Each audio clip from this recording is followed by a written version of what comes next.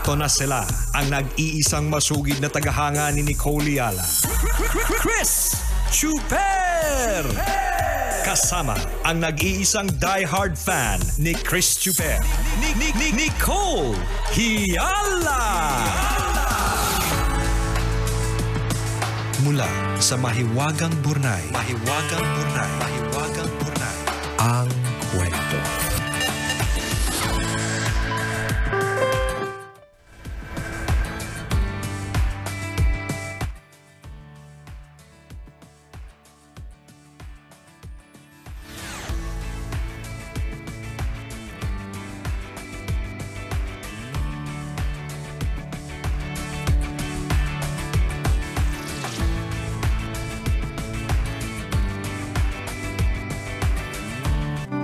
Dear Nicole and Chris, ako po si Jeremy Sam Dico, 24 years old at tambalanista, 14 years old pa lang ako.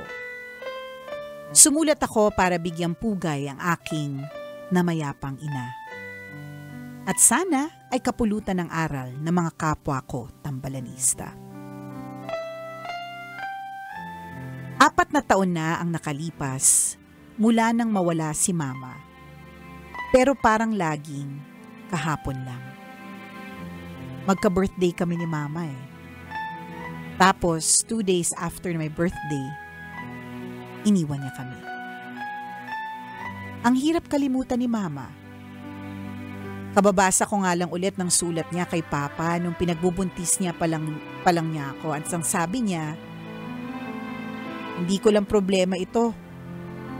Problema natin to. Sumamaan ang slight ang loob ko kasi problema ang tingin niya sa akin. Pero buti na lang, itinuloy niya ang pagbubuntis niya kaya nakabawi pa siya ng bongga. Maliit pa lang, lagi na niya akong sinasama sa trabaho. Pinapakita niya daw kung ano ang ginagawa niya para may maipakain sa akin. Para daw malaman ko na hindi siya namumulot ng pera. Kaya naman lumaki akong sanay na hindi nakukuha ang lahat ng gusto ko. Lumaki akong may pagpapahalaga sa trabaho. Nag-working student ako pagdating ng kolehiyo para makatulong. Alam ko naman kasi na hindi ganon kadali para sa mga magulang ko ang magpaaral. Si Mama kahit minsan hindi humingi sa sweldo ko. Alam daw niya kasi kung gaano kahirap magtrabaho. 1 taon na lang, gagraduate na ako nang na-diagnose siya na may cervical cancer. Akala ko hihinto kami sa pag-aaral pero hindi siya pumayag. Hindi ko siya masamahan man lang sa check-ups kasi may pasok ako sa school at sa trabaho, pero kinaya niya. Lumaban siya ng todo kahit madalas mag-isa lang siya. Hindi siya tumigil sa pagiging ina kahit may sakit na. Kapag nagkakasakit ako sa sobrang pagod, inaalagaan niya pa din ako. Kaya na naman nang maklear siya sa cancer, nag-celebrate kami. Yun nga lang, after 3 months, na-diagnose naman siya na may lung cancer. Doon siya sumuko. Sabi niya, hindi na niya kayang mag-chemo. Naramdaman kong totoo kasi hindi na niya kayang maglaba ng mga damit ko. Lumipas sa mga araw at pahina siya ng pahina. Pero kahit para na siyang nauupos na kandila, hinanda niya pa din ang lahat ng papeles na kakailanganin kapag nawala na siya. Hanggang sa mga huling sandali, kami pa din ang nasa isip niya. Nung huling pag-uusap nga namin, pilit niya akong inaabutan ng pera. Sabi niya, bilhin ko daw kung ano ang gusto ko.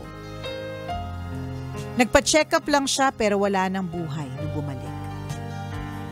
Ang sakit-sakit. Wala na akong tatawaging Mama. Wala nang maglalaban ng mga damit ko. Wala na mag-aasikaso sa akin. Wala na yung taong pinakamasaya kapag masaya ako. Alam ko naman na dapat masaya ako kasi deserve na niyang magpahinga. Pero ang hirap lang talaga. Iisipin ko na lang na binabantayan niya ako hanggang sa muli naming pagkikita. Salamat sa pagbasa ng sulat ko, Tambalan. Ang inyong tambalanista mula dito sa Batasan Hills, Jericho.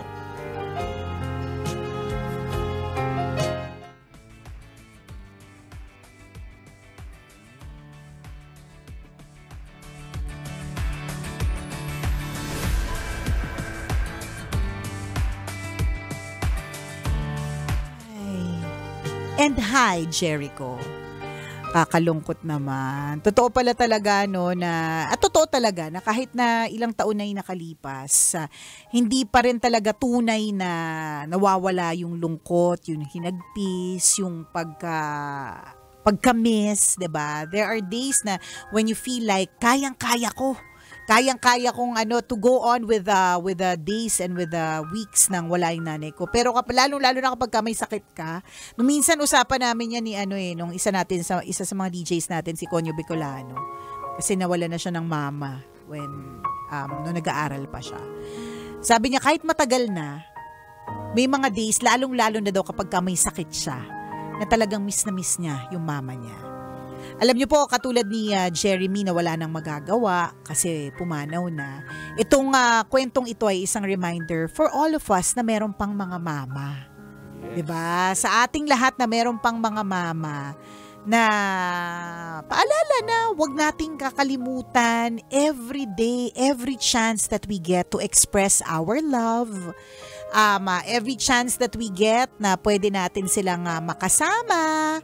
'Di ba? Hindi man lagi talaga kasi hindi naman talaga kakayanin ng oras at ng resources, 'di ba? Pero yung every chance na pwede at posible, gawin natin. Para sa bandang huli, wala yung kalungkutan, walang kahalong pagsisisi na I should have spent more time. Kasi totoo yun May ganun tayo na ang lungkot na nga na wala na sila. May pagsisisi pa na alam mo sa sarili mo na hindi mo na-express enough yung love mo. Alam mo sa sarili mo na mas madalas mo siyang awayin kaysa kampihan, 'di ba? So alisin natin yung part na yun. Kasi ayaw natin ng ganun. Oo, ayaw natin. Correct. Kasi mahirap bumawi sa mga magulang kapag wala na sila. True. Kahit anong gawin mong gulong dyan, kahit ganong effort ang ipakita mo dyan, kung wala na ang mga magulang mo para bumawi ka sa kanila, wala na din. Wala na. So diba? gawin mo na yan habang buhay pa sila. Correct. Habang na-appreciate pa nila yung mga the moves na gagawin mo. So, yun, ipakita natin na mahal natin sila. Malaking bagay po yun Yung magpasalamat tayo na yung simpleng appreciation ng sarap ng luto mo na yan. Ginanahan ako, nakadalawang damak ako doon sa ginisang kamatis di ba? Natutuwa na yung mga nanay natin. No? Ina-appreciate ng anak ko yung niluto ko, nasarapan siya. And huwag nyo pong iisipin na yung simpleng pagtawag po ninyo, yung simpleng pag-praise dun sa luto, simple lang. For parents, it's a big thing. Yes. Malaking bagay yun. Kasi in-effort nila yun Totoo. Diba? Gumawa sila para sa'yo yun Diba? Tapos in-express mo yung nararamdaman mo na sa'yo talaga ang best na hardinera. Oo. Wala nang tatalo sa spaghetti mo, ma. Wala nang tatalo sa spaghetti mo pa. Naku, diba? palakpak ang puwet ng mga nanay natin pagka ganon. Ang pangit nga lang isipin na pumapalakpak yung puwet nila. Imagine ko 70 years old na pumapalakpak pa yung puwet. Tumutwork I just wanna be your Sigma, 'di ba? So, yung mga papuwet na pumapalakpak, hindi natin alam na sabihin masaya talaga, sila. Masaya talaga sila. Palakpak puwet talaga sila. Ay, hindi pala Sigma, Giyat pala ang tawag sa puwet. Naguguluhan ako sa Gen Alpha terms Giyat. Di ba? Palakpak giyat. Para naman medyo tayo modernong panahon, partner. Para kunyari, in tayo, Oo, sasabihin ko sana twerk. Ang luma na ng twerk. Kaldag, di ba? Pwede. Kumakaldag ang nanay mo sa kaligayahan. Paano pinuri mo yung ginisang kamatis na prepare niya just for you? Totoo, effort diba? ng nanay natin yun. Minsan hindi natin napapansin. Yung pinagsisilbihan tayo everyday, yung pinagluto ka na masarap na almusal, ipinaglaba ka, ipinalansya yung damit mo, isusuot mo na lang. Yan. Hindi mo pinasalamatan yun Di ba nakakalimutan natin yun na, ma, maraming salamat. Ang ganda naman naman ang pagkakaplansya ng damit ko. Ang pogi ko sa suot ko ngayon. Grabe. Ako na sa lahat ng mga office mates, kung merong award para sa mga Yan. most bestest naka-uniform award, Yan. ako na yun ba dahil sa pagpaplansya mo yan. Oh, di ba yung mga ganun pag-serbisyo sa atin ng mga nanay natin, i-appreciate natin yon. Yes. Kung may extra cash ka, ay di lalong palakpakan lahat ng mga pwede bumalakpak sa bahagi ng katawan ng nanay Hindi mo. lang giyat ng papalakpak dyan. Oo, lahat. lahat singit-singitan, pumapalakpak din kahit ipit na ipit siya. Correct. Totoo. Di ba kasi may papera ka pa, di ba? Oo, Di kasi yun totoo.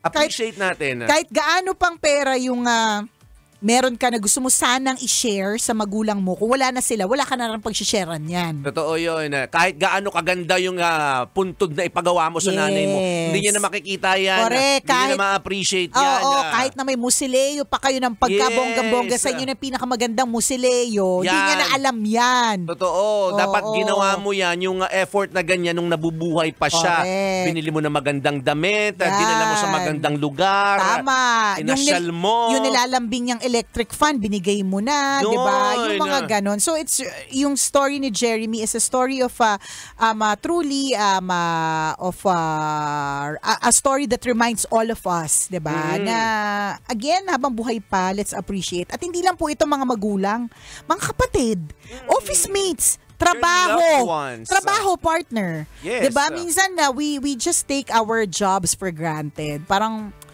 wala naman to trabaho. Trabaho na naman. Ay, nakakainis naman. Natatrabaho ako, tapos wala namang kita, di ba? O kulang, di ba? Parang ganon. Reklamo ka ng reklamo. Oh, di ba? Kailan mo pa pakakaririn yan kapag ka nawala na ito? Diba? Saka na lang ang pagsisisi kapag ka isang araw na walang ka ng trabaho na, ay sana pala, kinarir ko araw-araw. Dapat pala, nagpayaman na. Or dapat pala, ginalingan ko na pala. Kasi ang hirap pala kapag ka nawala bigla. Correct. At ano yun applicable yun sa lahat ng maraming bagay sa mundo. Yes. Na habang nandyan pa, i-appreciate mo na. Diba? Wag mo nang ipagpabukas pa. Isang magandang highlight din ito na talaga yung mga nanay, ang pagmamahal po ng mga magulang, mapatao, mapahayop is unconditional and totoo selfless. Imagine ko lahat, yung nanay na ibon, nanay na nagbabalik, nanay na isda, nanay na pusit, nanay na baka. Yung mga lahat sila, di ba, ang napaka-selfless. Gagawin ang lahat para sa kapakanan ng kanilang mga anak. Ganun ang mga nanay. Diba? So, gagawin talaga nila yun. Kaya, again, ulitin natin, yung parang feeling mo, simpleng text, simpleng post, or ano man yung feeling mo simple lang na hindi mo ginagawa kasi parang wala lang naman yata to di ba? Akala mo lang wala, pero meron. Merong impact yan. Para sa nanay mo, astig yan. Tama. Diba? At para sa nanay mo, dapat sabihin mo sa kanya, Nay, para gawin nating mas exciting at astig na astig ang araw mo, di sana, Nay, mag-Arena Plus app ka na din. Ay, maganda yan. Ganun. Dahil sa Arena Plus, astig ka sa sports. Ang Arena Plus ang tinanghal na Best Sportsbook Operator for 2024 ng Sigma Asia Awards. Ito talaga ang magpapabago sa paraan ng pag-i-enjoy mo sa paborito mong laro. Ang astig pa po sa Arena Plus, hindi mo na kailangan pa maghanap kung saan ba yung mga latest scores and results na mga inaabangan kong mga laro. Hindi na kailangan kasi sa Arena Plus app, nandun na lahat, kompleto at always updated, katulad ng PBA, NBA, PVL, boxing, soccer, volleyball at marami pang iba. At hindi lang yun mga kabisyo pwede mo ring masubaybayan ang mga live games ng local at international sports properties sa kanilang web-based and mobile applications gamit lang ang inyong mobile device. O diba, all-in-one na anytime, anywhere pa. Ang kagandahan po, ang Arena Plus ay license ng Philippine Amusement Gaming Corporation o PAGCOR para masigurado na legal at secure ang gaming environment ng ating mga users. At dahil gusto naming astig ka, kabisyo, astig rin ang mga official endorser ng Arena Plus. Siyempre, Nicole Yala, Chris Chuper. Ay, siyempre, nandyan si Scotty Thompson. Ayan, at siyempre si Jordan Clarkson. Si Glock 9, isama pa natin na siyang kumanta ng Halina sa Arena na jingle ng Arena Plus. Di ba, bongga? Diba? Kaya naman, download Arena Plus app now now in the App Store and you can also watch it on arenaplus.ph. That's Arena Plus, Astig sa Sports. Tandaan, gaming is for 21 years old and above only. Keep it fun, game responsibly. Ayan. So, gawin nating astig yung nararamdaman ng nanay mo. Tama. Kung astig ang mga your love. nanay, Correct. diba? Dapat astig din yung reward na binibigay natin sa kanila. Yes, sa True Laluto lang halong eklabu. Naalala ko lang kagabi, partner, ang sakit-sakit ng ulo ko. Tapos, nainis pa ako, parang kung kailan pa masakit yung ulo ko, partner, doon pa naisipan ng anak ko na gusto niya daw maggupit-gupit na mga papel. Si Prince, sabi niya. Pagdikit-dikitin. Oo, kasi gagawa daw siya ng flipbook na akala mo naman makakagawa talaga siya ng book, ganyan. So kumuha siya ang sakit ng ulo ko talaga, partner. Tapos, hinihila niya yung bond paper, nahulog lahat. Eh di syempre, ako pa lahat ang pumulot. Tapos, ayoko lang mag-exert ng sobrang energy kasi nga, masakit nga yung ulo ko. Pero, nagingit-ngit na rin talaga ako. So, ang ginawa niya, sa akin niya pa pinakuha yung gunting kasi nasa taas yung gunting. Eh di kinuha ko pa yung gunting. Maya-maya, naggupit-gupit. Tapos maya-maya nag-drawing. Ang ginawa niya pa dun sa bagong bili niyang pencil, partner, pinutol niya pa yung pambura dun sa dulo. Ginupit niya gamit yung gunting na binigay ko. Ganyan. Gusto niya daw gupitin para daw cute. May mga ganun siya. Tapos nag-drawing. Maya-maya, yung ginupit niyang papel na maliit, binigay niya sa akin naka-fold. Naka-fold, sabi niya, for you, ma'am. Di syempre, partner, wala pa man. Ay, puso ko talaga. Talagang durog na talaga ng bonggang-bongga. Tapos, hindi kasi siya masyadong magaling mag-drawing. May mga iba kasing 5 years old na magagaling na talaga mag-drawing na parang pang cartoonish yung kanila. Yung kanya talaga, yung alam mo talagang hindi ganun. Pero nandun lahat. Nandun ako, nandun yung mukha ko, tapos ang daming hearts mula sa harap hanggang sa likod. Diba? So, yung para kung iisipin mo, simple lang naman yung drawing niya, hindi mo maganda, 'di ba? Yung heart niya mukhang puwet, 'di ba? Parang gano'n. Pero yung gesture na yon, partner, made my night.